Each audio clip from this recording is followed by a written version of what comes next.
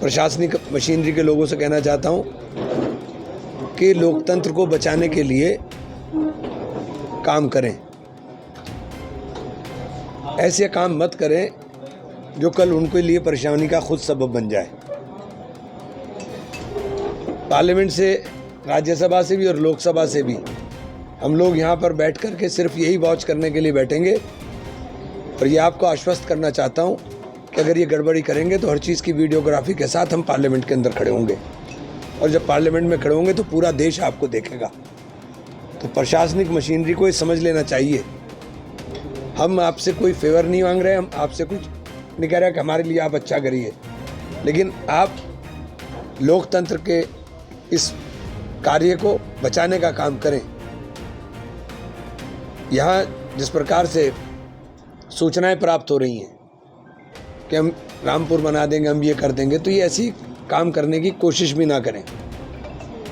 हमारा यही आग्रह है यहाँ के डीएम साहब से भी, यहाँ के एसपी साहब से भी, कि आप इस चीज़ को सुनिश्चित करें कि वोट पड़ जाए लोगों का, लोगों को वोट डालने के अधिकार से रोका ना जाए। और यहाँ का जो चुनाव है वो बिल्कुल साफ है। मैं हरिद्वार के लोगों से भी कहना चाहता हूँ कि इस चुनाव से ना सरकार बनेगी ना सरकार बिगड़ेगी, लेकिन ये जो लोकतंत्र के अंदर गुंडागर्दी हो रही है, इस गुंडागर्दी पर अंकुश लगाने के लिए ज़रूरी है कि आप कांग्रेस को वोट दें। और ये कहना चाहता हूँ कि पहली जीत तो कांग्रेस की हो गई है, क्योंकि हमने अपने कैडर को टिकट दिया है।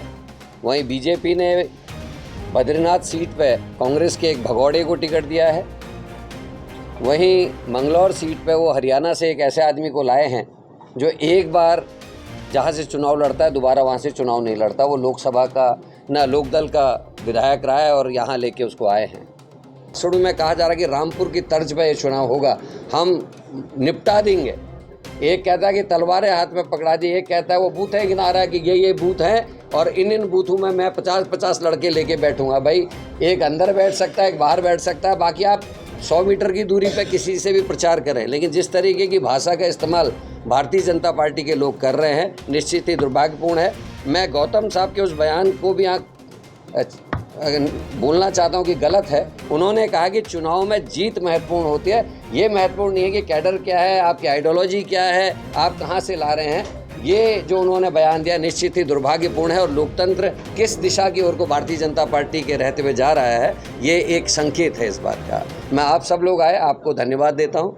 कमेटी ने कहा है विशेष रूप से रहने के लिए रुड़की में हम लोग रह करके चुनाव पर पूरी पैनी नज़र रखेंगे, हेडक्वार्टर बनाएंगे अपना, और 2 दिन हम इस पूरे चुनाव को मॉनिटर करेंगे, किसी प्रकार की कोई गड़बड़ी या बदमाशी ना होने पाए। भारतीय जनता पार्टी के माध्यम से, उनके मंचों से जिस प्रकार से बातचीत की जा रही है और समाचार प्राप्त हुए हैं कि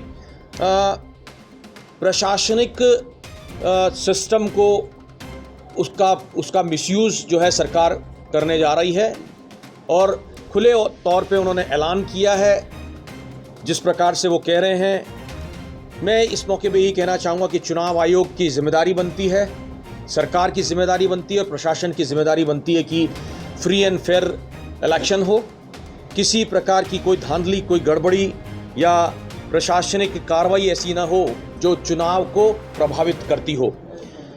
जैसा कि प्राप्त समाचार है, सुनने में आया है, और यहाँ के हमारे कांग्रेस के लोगों ने जो देखा है, कांग्रेस से संबंधित लोगों को चुन करके उनके खिलाफ प्रशासनिक कार्रवाइयाँ की जा रही हैं, पुलिस कार्रवाई की जा रही है। और ये प्रशासनिक और पुलिसिया कार्रवाई अगर इस तरह से होती है जो चुनाव के सिस्टम को बाधित करती है तो वो बर्दाश्त नहीं किया जाएगा।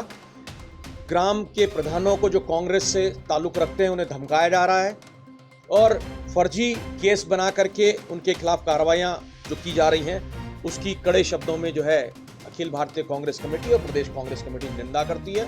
ये चुनाव को कहीं ना कहीं जो है प्रभावित करेगा। इतना ही नहीं, जो फैक्ट्रीज यहाँ पर हैं उनके वर्कर्स को, उनके लेबर्स को चुनाव में वोट नहीं डालने दिया जाए, इसके तहत उन्हें छुट्टी नहीं दी जाएगी, ये ऐलान किया गया है। और उन्हें जो है फैक्ट्रीज में ही रोका जाए, चुनाव में वोट डालने ही नहीं दिया जाए। ऐसी व्यवस्था मैं कहना चाहूँगा कि जो बाबा साहेब अम्बेडकर के विचार थे, वो आदर्श थे, और जो उन्होंने संविधान लागू किया था, वोट डालने का जो अधिकार देश के हर नागरिक को है, उस अधिकार से वंचित करने का कार्य भारतीय जनता पार्टी करती है।